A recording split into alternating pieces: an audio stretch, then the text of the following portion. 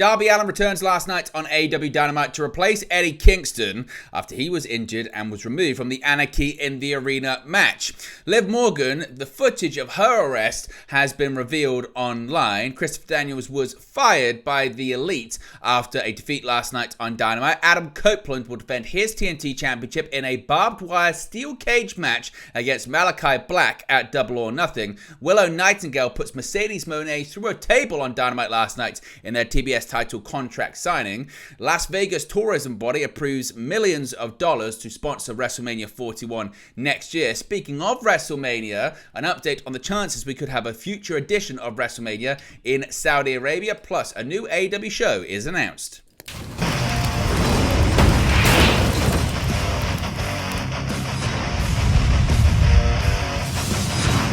Hey guys, welcome back to Wrestling News 365. Hope everyone is doing very well. As always, there are plenty of news stories to get into in the world of professional wrestling. Let's start off talking about Darby Allin, as he made a surprise return last night on AEW Dynamite and will be replacing an injured Eddie Kingston at Double or Nothing. Now, this past weekend, Eddie Kingston lost his New Japan Strong Openweight Championship in a no-ropes last man standing match against Gabe Kidd, which saw Kingston suplex out of the ring, his leg colliding with the barricade. It was recently speculated that Kingston was dealing with a legitimate significant injury, and the worst seems to have been confirmed.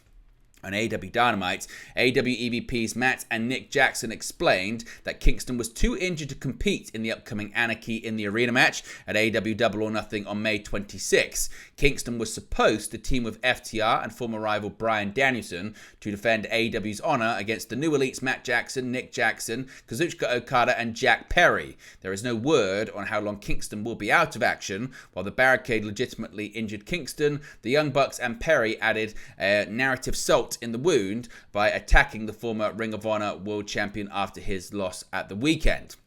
The attack marked the Bucks' first time back in New Japan Pro Wrestling since before AEW was founded in 2019. Kingston took to Instagram to share a photo of him seated in a wheelchair smoking a cigar, captioned with a quote from famed amateur wrestler Dan Gable, saying, quote, "Once you've wrestled, everything else in life is easy."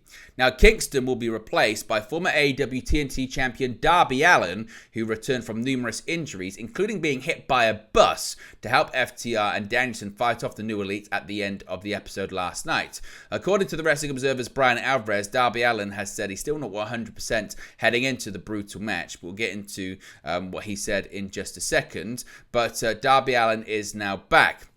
Now, as I mentioned, in a video AEW posted on their YouTube channel, Darby Allin addressed the crowd after the show went off the air. He said, quote, "What an effing crazy few months. Holy shit, I thought the worst happened when I broke my foot. Then I was in New York and I got hit by an effing bus. As you can see, I'm not 100%. I still have a little bit of a limp. I got a nose brace on, but I am going to Anarchy in the Arena because I want to defend AEW's honor. Like I said, I'm not 100%. Jesus, when Dax just did that suplex, I was sitting crisscross applesauce and quote, an effing beam hit me in the head and I thought I got knocked out. I was like, there goes my return. I'm not going to keep you here for long because there's some more badass action to come. I got to go to the hospital or something. I'll talk to you guys later." So what are your thoughts on Darby Allin returning? Do you think he'll even be ready to compete in Anarchy in the Arena, considering all of the injuries that he has going on right now? Let me know your thoughts about it in the comment section below. Now, this was certainly interesting yesterday because the body cam footage featuring the arrest of WWE superstar Liv Morgan was released on social media. Now, the video footage of WWE superstar Liv Morgan's arrest from last December, when she was arrested for possession of marijuana and possession of drugs, has been released. In the body cam footage that aired on the Law and Crime Network, Morgan was initially stopped for not staying in her lane on the road, after which the officer noted the smell of marijuana emanating from her vehicle. Quote, "You've been smoking marijuana?" asked the police officer to Morgan, who replied she didn't but had some in her car. The WWE star is then seen speaking to someone on the phone and requesting them to post bail, where she revealed that she had a vape pen in her car. She told the person on the phone that she didn't know whose vape pen it was and she was being arrested. The officer told Morgan that she was swerving across the road in the car, for which she apologized. Morgan was asked to step out of her vehicle and was handcuffed by another officer. The police officer who stopped her told his colleague that Morgan was going slower than the speed limit and swerving from the left to right on the road, forcing him to pull her over. The officers found creams, hair products, cash, and even wrestling shoes, but couldn't find the marijuana at first, despite the overwhelming smell in the car. After finding the vape pen, they discovered her WWE ID, following which one of the officers exclaimed that he knew who she was. The WWE star then called her boyfriend to inform him about her arrest and requested him to come and pick her up in the car. She was released after reportedly paying a fine of $543 after the state of Florida couldn't provide substantial evidence. Now, there was also some controversy, as in the video, in the body cam footage, the police officer can be seen reading through Liv Morgan's diary, which has led to a lot of people posting back that that was inappropriate on social media. What are your thoughts on the footage? Let me know your thoughts and reaction to it in the comments section below. Now, going back to AEW Dynamite last night, Christopher Daniels was fired by the Young Bucks. The Bucks, Matthew and Nicholas Jackson, competed in an AEW World Tag Team Championship Eliminator match against the team of Matt Sydal and the company's head of talent relations, Christopher Daniels. The Bucks scored the win as champions and went on to make an announcement after the match. They stated that Daniels was fired and would be escorted out of the building immediately by security. This, of course, is another instance of the Bucks abusing their power as EVPs in storyline, with Tony Khan absent from shows after they attacked him a few weeks ago. As I mentioned, the Bucks will team with Kazuchika Okada and Jack Perry against Team AEW at Double or Nothing in an Anarchy in the Arena match. Speaking of Double or Nothing, Adam Copeland will defend his AEW TNT Championship on the show inside a brutal barbed wire steel cage. A TNT Championship match was made official for Double or Nothing, and there's more than one stipulation involved. After being tormented by the House of Black for weeks, including a bloody bout against Brody King in the main event of last week's AEW Dynamite, champion Adam Copeland will defend his title against Malachi Black in a barbed wire steel cage match. If Copeland loses, he will have to bend the knee to the House of Black. Copeland headed down to the ring to address Black during the show, but was blindsided by King and Buddy Matthews while still on the ramp. Black appeared in the ring, and King and Matthews got Copeland into a chokehold, and Black commanded his stablemates take off Copeland's wedding ring. Black questioned why Copeland is trying to keep up with a facade of what he thinks he is. Copeland sunk into the bottom turnbuckle in one of the ring's corners, seemingly knocked out. The House of Black set up chairs around him, but were interrupted by Kyle O'Reilly, who challenged Copeland for the title on Collision over the weekend. O'Reilly got in some offense before Black hit him with a super kick and laid him out outside of the ring. Black and Matthews then ran and kicked the chairs into Copeland in the corner as King hit a cannonball. The barbed wire steel cage match for Double or Nothing was later made official in a backstage segment with Black, who still had Copeland's wedding ring. The last time the two faced off was at Dynasty, when Black sprayed his trademark Black Mist into the champion's face to get the victory during a trios match. Now, we saw Mercedes Monae really get physical take a big bump for the first time in her AEW career last night on Dynamite, because the feud between TBS champion Willow, Nightingale and Mercedes Monae came to a head during their contract signing on Dynamite on Wednesday, when the champion put Monae through a table to seal the deal. The two are set to battle for the title at Double or Nothing in Las Vegas on May 26. The two last faced off in the ring at New Japan Resurgence last year in 2023, where Monae sustained a serious, almost career-ending ankle injury, and Nightingale captured the New Japan Strong Women's Championship. Renee Paquette welcomed both women down to the ring and offered the champion a chance to speak first. Nightingale said she respects everything Monae has done in her career, but questioned if Monae actually respects the TBS championship and the legacy of wrestling on the channel. Nightingale said she's not going to let Monae walk into AEW and take her championship away. Monae countered that Nightingale was still training when she was shattering glass ceilings in Brooklyn, referencing her NXT TakeOver match against Bayley.